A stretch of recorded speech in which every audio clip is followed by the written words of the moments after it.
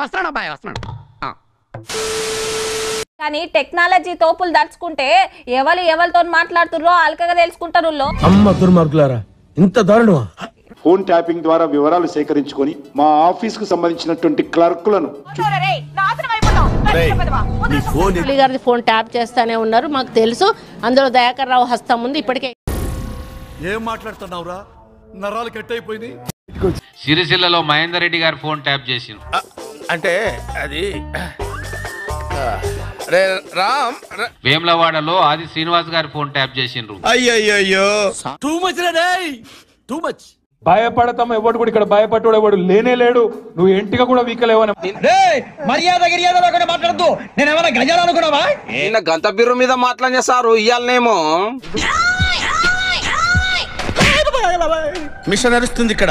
చేస్తే గీస్తే ఒకడో ఇద్దరు లుచ్చగారుల ఫోన్లు ట్యాప్ చేసి ఉండొచ్చు, నాకేమెరక గానీ. మరి అబద్ధం ఎందుకు చెప్పావు? అలవాటు అయిపోయింది అబద్ధాలు చెప్పడం అలవాట. అప్పుడప్పుడు ఏజ్ విషయంలో అబద్ధాలు ఆడుతుంటారు.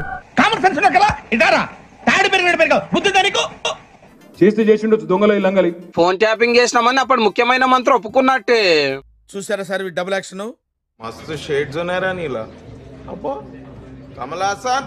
దానికి ఏదో పెద్ద అంతర్జాతీయ కుంభకోణం ఏందో జరిగిపోయింది, ఏమో అయిపోయింది. అండ్ ఎవరికైనా చూపించండి రా, వదిలేయకండి రా బాబు అని. అలాగా కూర్చోబెట్టి చెప్పండి రా.